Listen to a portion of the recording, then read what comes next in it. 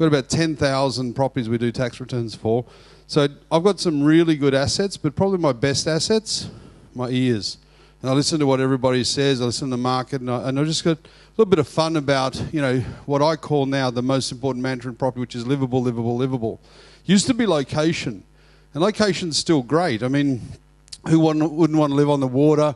Who wouldn't want to live at Sydney Harbour with those views? But it's not easy to get that anymore. It's so expensive and all the rest. So, and you can replicate it. There's now so many choices. So some of the things we're looking for in locations have always been security and safety, views and water, CBD, schooling, and lifestyle. Lifestyle is the most dominant thing. And these things will never change. They're still going to be the key drivers of property. You know, they'll never ever change.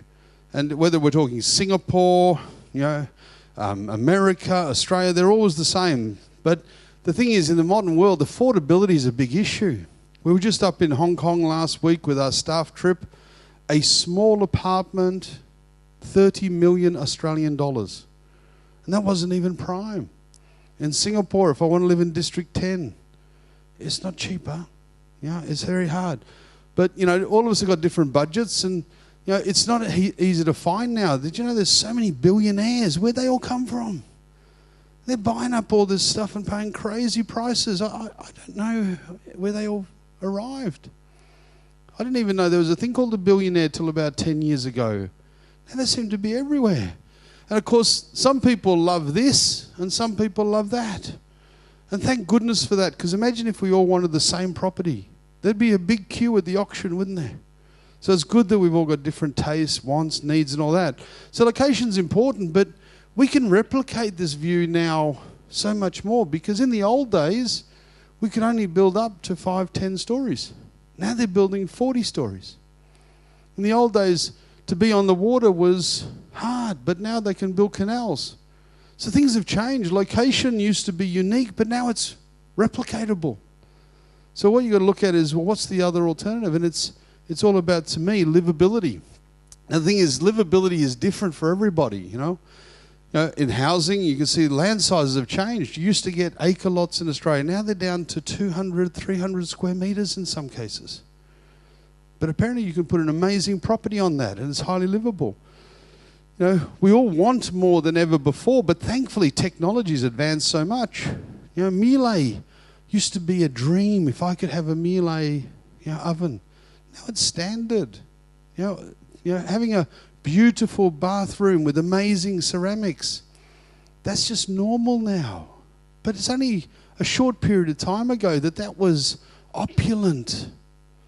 Now it's standard. What a wonderful time to be alive. What a wonderful time to be alive. And of course, you know, depending on how many kids you have and whether you want them, a lot of houses in Australia now are being built specially to have the children live there forever. Now, you don't think that's surprising, because in Asia it's not unusual to have 3 generations under one roof, is it? But in Australia, we couldn't wait to leave home when we were young. I couldn't wait until I got to like 16 I left home at, believe it or not. You know, and some people, 18 was too long. But we go there. But of course, the property you can have always depends on how much money you have. And that's always been the limiting factor. But in Australia, they have not so bad an income. This is the average income for Australian per week. It used to be 20 years ago, $800. Now it's $1,600 plus, $1,700 a week. $1,700 a week, $5,000 over. You know, what's that? $6,004 per month. And even after tax, because Australia has a bad reputation for tax, $1,250. $5,000 per month after tax. So they can all afford something nice, either to rent or to buy. The hard thing in Australia is the deposit. But where these figures are, you know, I think they also, it's sad how these people afford expensive houses. Well, number one, most houses now have 2 incomes. So not only has the income doubled per person, but it's doubled again per house. That's why they can afford things. And then the one thing that they don't count on the statistics, parental subsidy. How much money they're getting from their parents lump sums, regular premium, it's all coming through. So there's a lot of cash flow in the system for the young these days that isn't even on the books. In the old days, that used to be the black market. You used to have to keep cash out of the till. Now you just get it from your parents. It's incredible, and it's getting more and more.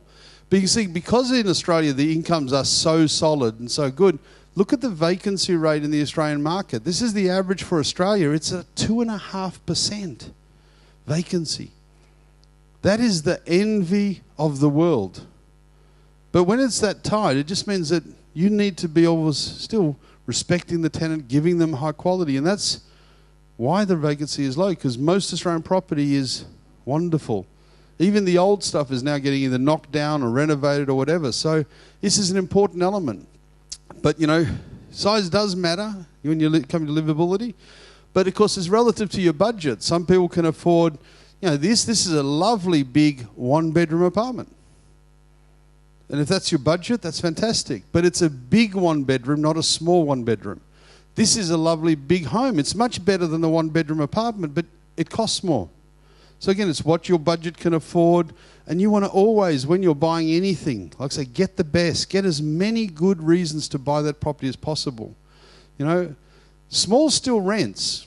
And you can see in Australia, we've had an explosion of construction in small properties, what we call stops.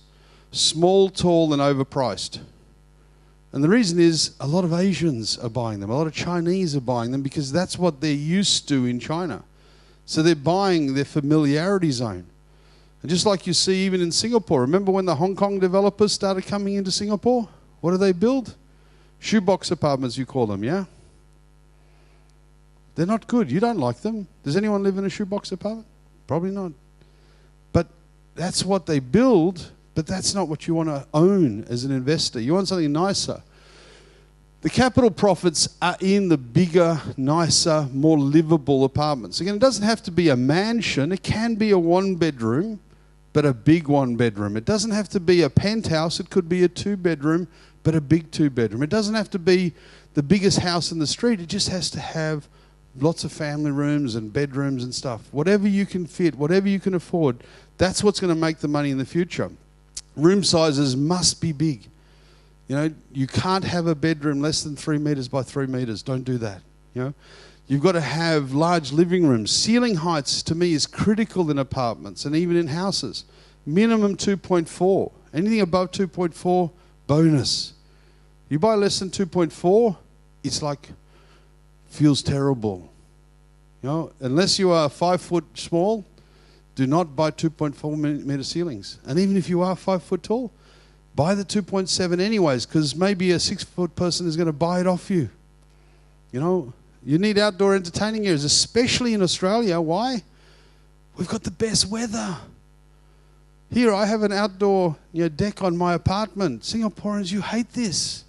No one likes, because it's hot all the time. But in Australia, it's wonderful.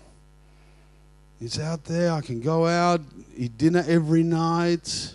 Perfect. And the good thing is at night the flies go to sleep. So it's even better. You know? And personal amenities.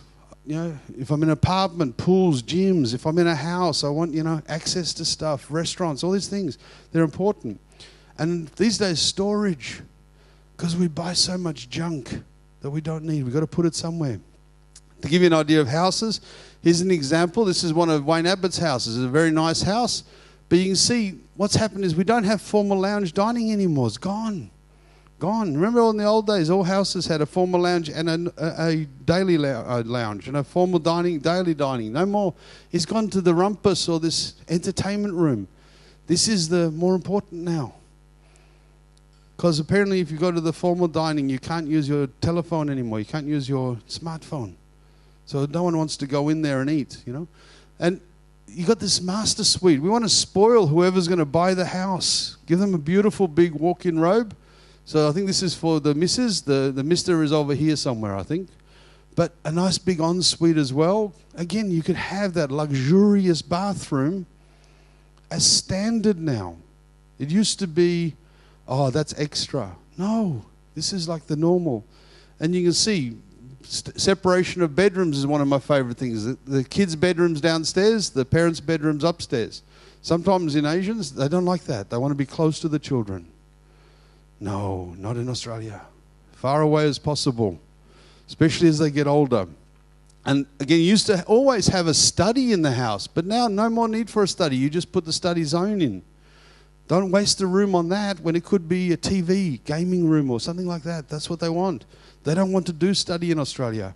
And you can see this beautiful open plan. Lots of width, lots of depth. That's what we like. And of course, this little alfresco with a small yard. It used to be, every Australian used to own a mower. And they used to mow their lawn once every couple of weeks. No more. Now they get someone else to mow, and they only have a small patch, and they still get someone else to come and do it. Or they take the lawn out, they put fake grass from China. It's crazy. You know, China's biggest export, who would thought, fake grass. And then it's all just nice. A small yard, not much work, everything happy. For apartments, you can see what we're looking for is a nice big master bed. So this is, I think, in the Crest. You know, this is like 78 square meters for a 2-bed. That's, to me, pretty much minimum size. I want minimum 70 square meters for a 2-bed. Minimum. Anything less, no, don't buy. 70 square meters plus. 1 bed, minimum 50 square meters. Anything less, don't buy. Let someone else buy, because they won't make money. You want to make money? Buy bigger.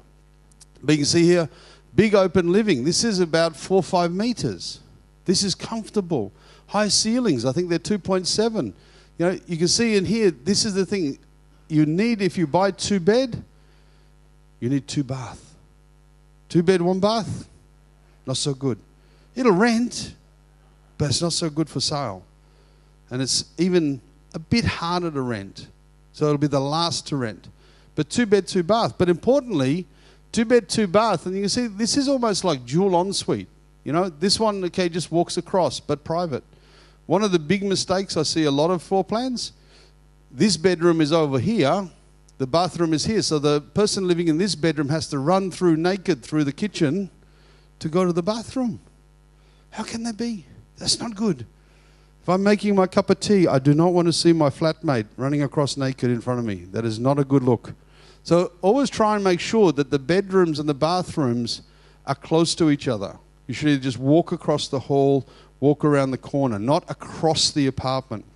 And you can see here, I want separation of bedrooms here. That's also good. That's a bonus. Can't always happen, depending on the layout of the building, but if you can, is much better. And again, this is all high-end appliance. You know, that's standard now. Standard. You know, people expect. And resident areas. So this has a rooftop terrace, all this sort of stuff. So this is the sort of thing that you'll see like in these developments is consistent message. And that's how you know it is more viable. And the trick is designed for owner-occupier. It's not investor style. It's owner-occupier. A good property has minimum 60% owner-occupier. And that makes it more desirable, more saleable, more profitable. That's really what you want. And you can see, if you want to protect that future, particularly with these higher entry costs, the more livable, the more money you make. Very simple. The more livable, the easier it is to rent. You're the first one to rent, not the last. You know? And the more livable, the easier it is to sell when you want to sell. If you buy something that is not livable, you're hoping someone bails you out of trouble. You buy something that's livable, people come and go, oh, I love this, how much? You buy something that is not livable, they go, oh, just like everything else I have seen. The problem is they build a lot of unlivable property, but not so much livable. Now that's bad if you bought unlivable. It's fantastic if you bought livable, because scarcity is profit too. So that's really what you want to do. You know, you can see, chase that desirable. And as I mentioned earlier, not every property grows. Good property grows. Location is important, but to me now it's second to livability.